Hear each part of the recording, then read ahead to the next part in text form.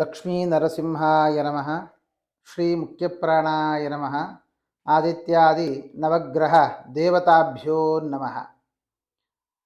2025 ಯಾವ ಸಂಪತ್ತನ್ನು ಪಡ್ಕೊಳ್ತೇವೆ?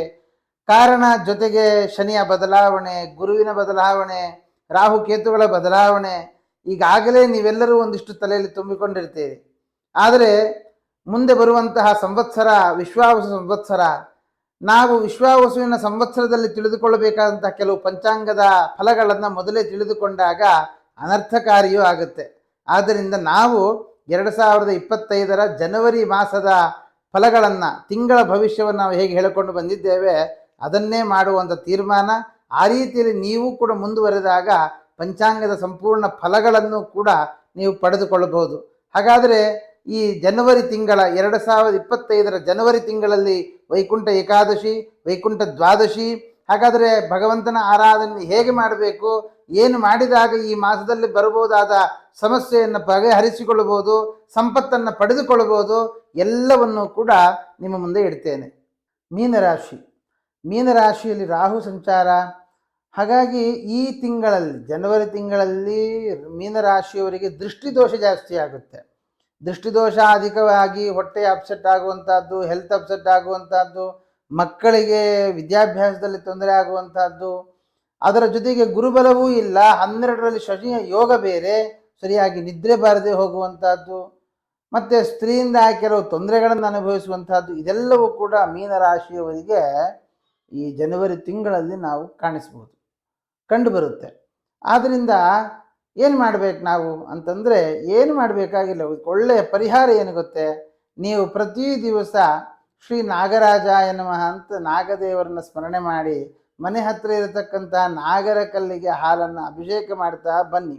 ಅಥವಾ ಸಿಟಿಯಲ್ಲಿ ನಾಗದೇವರ ಸಾನ್ನಿಧ್ಯ ಇದ್ದರೆ, ದೇವಾಲಯಗಳಿದ್ದರೆ, ಅಲ್ಲಿ ಪೂಜೆ ಮಾಡುವ ಅರ್ಚಕರಿದ್ದರೆ ಅವರಿಗೆ ಪ್ರತಿ ದಿವಸ ಇಲ್ಲ ಪ್ರತಿ ಮಂಗಳವಾರ 4 ಮಂಗಳವಾರ ಎಳನೀರಿನ ಅಭಿಷೇಕವನ್ನು ಮಾಡಿಸಿ. ನಾಗದೇವರು ತಂಪಾಗಿರ್ತಾರೆ, ಅದರಿಂದ ನಿಮ್ಮ ಮನಸ್ಸು ತಂಪಾಗುತ್ತೆ. ಯಾವ ದೃಷ್ಟಿ ದೋಷಗಳು ಬರದೆ ನಿಮ್ಮ ಜೀವನ ಸುಖಮಯವಾಗಿರುತ್ತೆ. ಇನ್ನು ಗುರುಬಲ ಇಲ್ಲದ ಕಾರಣ ಸ್ವಲ್ಪ ಶ್ರಮ ಪಡಬೇಕಾಗುತ್ತೆ. ಜೊತೆಗೆ ಕೃಪಣ ಅನ್ನುವಂಥ ಫಲ ಮಾಡಬೇಕು ಅನ್ನುವ ಮನಸ್ಥಿತಿ, ಮಾಡಿದರೆ ಒಳ್ಳೆಯದಾಗುತ್ತೆ ಅಂತ ಗೊತ್ತು, ಆದರೆ ಮಾಡುವುದಕ್ಕೆ ಮನಸ್ಸು ಬರೋಲ್ಲ.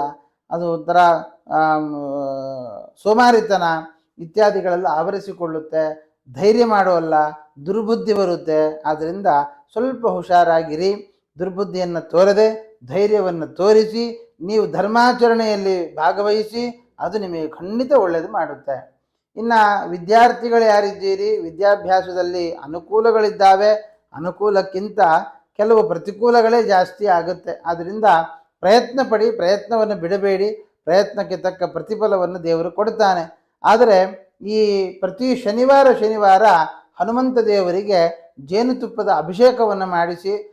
ಆವಾಗ ನಿಮಗೆ ವಿದ್ಯಾಭ್ಯಾಸದಲ್ಲಿ ಬಂದಿರತಕ್ಕಂತಹ ಒಂದು ಸಮಸ್ಯೆಗಳೇನಿದೆ ಆ ಸಮಸ್ಯೆಗಳು ದೂರ ಆಗುತ್ತೆ.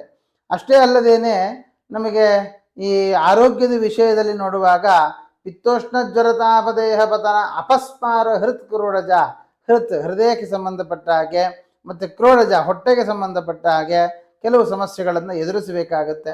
ಆದ್ದರಿಂದ ಜೊತೆಗೆ ಗುರುಬಲವೂ ಇಲ್ಲದ ಕಾರಣ ಸಣ್ಣ ಪುಟ್ಟ ಸಮಸ್ಯೆಗಳೂ ಕೂಡ ನಮಗೆ ದೊಡ್ಡ ಸಮಸ್ಯೆಗಳಾಗಿ ಕಾಣುತ್ತೆ.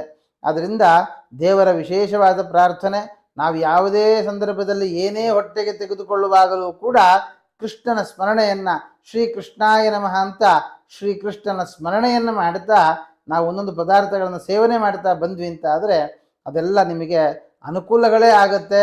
ಅದರಿಂದಾಗಿ ಡೈಜೆಷನ್ ಪ್ರಾಬ್ಲಮ್ ಆಗ್ಬೋದು, ಅಥವಾ ಮಲಬದ್ಧತೆ ಆಗಬಹುದು. ಹಾಗಾಗಿ ಹೊಟ್ಟೆಗೆ ಸಂಬಂಧಪಟ್ಟಂತಹ ಯಾವುದೇ ಸಮಸ್ಯೆ ಇರಲಿ, ಆ ಎಲ್ಲ ಸಮಸ್ಯೆಗಳು ಕೂಡ ಬಗೆಹರಿತದೆ. ಇನ್ನು ಈ 4ನೇ ಮನೆಯ ಬುಧ 9ರಲ್ಲಿರುವ ಕಾರಣ ಈ ತಂದೆಗೆ ಸಂಬಂಧಪಟ್ಟಂತಹ ಆಸ್ತಿಪಾಸ್ತಿಗಳಲ್ಲಿ ಲಾಭದಾಯಕವಾದಂತಹ ಕೆಲಸಗಳು ಮುಂದುವರಿತದೆ. ಅದು ಸಿಗೋದಕ್ಕಷ್ಟು ಸ್ವಲ್ಪ ನಿಧಾನ ಆಗುತ್ತೆ, ಬಟ್ ಕೆಲಸದ ಪ್ರಗತಿ ಅಂತಕ್ಕಂಥದ್ದು ಕಂಡು ಬರ್ತಾ ಇದೆ.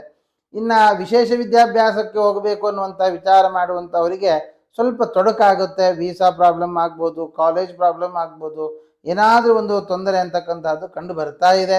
ಅಂತಹವರು ದಕ್ಷಿಣಾಮೂರ್ತಿಯ ಪೂಜೆಯನ್ನು ಮಾಡಿ, ದಕ್ಷಿಣಾಮೂರ್ತಿಯ ಆರಾಧನೆಯನ್ನು ನಡೆಸಿ, ದಕ್ಷಿಣಾಮೂರ್ತಿಯ ಮಂತ್ರದ ಜಪವನ್ನು ನಡೆಸಿ ಖಂಡಿತ ಒಳ್ಳೆಯದಾಗುತ್ತೆ. ಇನ್ನು ಪ್ರಾಪರ್ಟಿಗೆ ಸಂಬಂಧಪಟ್ಟ ಹಾಗೆ ಕೆಲವು ತೊಂದರೆಗಳಾಗುತ್ತೆ. ಜೊತೆಯಲ್ಲಿ ಮನೆ ತಗೊಳ್ಬೇಕು ಅನ್ನುವಂತಹ ವಿಚಾರ ಇತ್ತು ಅಂತ ಆದರೆ ಸದ್ಯಕ್ಕೆ ಕೈ ಬಿಡುವುದು ಒಳ್ಳೆಯದು. ಇನ್ನು ಸಂತಾನಾಕಾಂಕ್ಷಿಗಳು ಯಾರಾದರೂ ಇದ್ದೀರಿ, ಸಂತಾನಕ್ಕೆ ಸಂಬಂಧಪಟ್ಟಂತಹ ವಿಷಯಗಳಲ್ಲಿ ಸ್ವಲ್ಪ ಮುಂದಕ್ಕೆ ಹಾಕುವಂತಹದ್ದು ಒಳ್ಳೆಯದು. ಅದು ಅನುಕೂಲಕ್ಕಿಂತ ಪ್ರತಿಕೂಲಗಳೇ ಜಾಸ್ತಿ ಕಂಡು ಬರ್ತಾ ಇದೆ. ಅದರ ಜೊತೆಗೆ ಮಾನಸಿಕವಾಗಿರ್ತಕ್ಕಂತಹ ಕಿರಿಕಿರಿ, ಮಾನಸಿಕವಾಗಿರ್ತಕ್ಕಂತಹ ಹಿನ್ನಡೆಯನ್ನು ಕೂಡ ನಾವು ಕಾಣಬಹುದಾಗಿದೆ ಇಲ್ಲಿ. ಇನ್ನು ಜೊತೆಗೆ ಈ ಚಂದ್ರ ನಕ್ಷತ್ರದಲ್ಲಿ ಕುಜ ಇರುವ ಕಾರಣ ದುರ್ಗಾದೇವಿಯ ಶಾಪ ಅಥವಾ ಮನೆಯವರಿಗೆ ಕೆಲವು ತೊಂದರೆಗಳಾಗುವಂತಹದ್ದು, ಆರೋಗ್ಯದ ವಿಷಯದಲ್ಲಿ ತೊಂದರೆಗಳಾಗುವಂತಹದ್ದು ಇತ್ಯಾದಿಗಳೆಲ್ಲ ಕಂಡು ಬರ್ತಾ ಇದೆ. ಅದರ ಬಗ್ಗೆ ಸ್ವಲ್ಪ ಗಮನ ಹರಿಸುವಂತಹದ್ದು ಒಳ್ಳೆಯದು. ಇನ್ನು ಮೀನರಾಶಿಯಿಂದಾಗಿ ನಾವು ಗಮನಿಸುವಾಗ ಒಂದು ಸಪ್ತಮ ಸ್ಥಾನದಲ್ಲಿ ಕೇತುವಿನ ಯೋಗ ಇರುವುದರಿಂದ ವಿವಾಹಾರ್ಥಿಗಳಿಗೆ ವಿವಾಹ ಆಗದೇ ಹೋಗುವಂತಹದ್ದು ಅಥವಾ ಮದುವೆ ಆದವರಿಗೆ ಮದುವೆ ಆದಂತಹ ಗಂಡ ಹೆಂಡತಿಯರ ಮಧ್ಯದಲ್ಲಿ ಭಿನ್ನಾಭಿಪ್ರಾಯ ಬರುವಂತಹ ಯೋಗಗಳೆಲ್ಲ ಇದೆ. ಯಾರಿಗೆ ಆ ಥರ ಯೋಗಗಳು ಕಂಡು ಬರ್ತಾ ಇದೆ ಅಂತಹವರು ಲಕ್ಷ್ಮೀನಾರಾಯಣ ಪೂಜೆಯನ್ನು ಮಾಡಿಸಿ ಅಥವಾ ಲಕ್ಷ್ಮೀ ಹೃದಯ ನಾರಾಯಣ ಹೃದಯ ಸಂಪುಟೀಕರಣದ ಪಾರಾಯಣವನ್ನು ಮಾಡಿಸಿ ಅವಾಗ ಗಂಡ ಹೆಂಡತಿಯರ ಮಧ್ಯದಲ್ಲಿ ಬರಬಹುದಾದ ಅನೇಕ ದೋಷಗಳು, ಸಮಸ್ಯೆಗಳು ಬಗೆಹರಿತವೆ. ಇನ್ನು ಈ 8ನೇ ಮನೆಯ ಶುಕ್ರನೇ 12ನೇ ಮನೆಯಲ್ಲಿ ಬರುವ ಕಾರಣ ಸ್ತ್ರೀಯರ ವಿಷಯದಲ್ಲಿ ತುಂಬ ಜಾಗೃತರಾಗಿರಿ. ಅವರಿಂದಾಗಿ ಕೆಲವು ತೊಂದರೆಗಳನ್ನು ಅನುಭವಿಸುವಂತಹದ್ದು, ಅದು ಗಂಡಸರಾಗಿದ್ದರೆ ಸ್ತ್ರೀಯರಿಂದ, ಸ್ತ್ರೀಯರಾಗಿದ್ದರೆ ಗಂಡಸರಿಂದ ತೊಂದರೆಗಳನ್ನು ಎದುರಿಸುವ ಸಮಸ್ಯೆಗಳು ಇದ್ದಾವೆ. ಆದ್ದರಿಂದ ಒಂದು ವೈವಾಹಿಕ ಜೀವನ ಅಥವಾ ಇಷ್ಟಪಡುವಂತಹದ್ದು ಇತ್ಯಾದಿಗಳ ವಿಷಯದಲ್ಲಿ ಸ್ವಲ್ಪ ಹುಷಾರಾಗಿರುವಂತಹದ್ದು ಒಳ್ಳೆಯದು.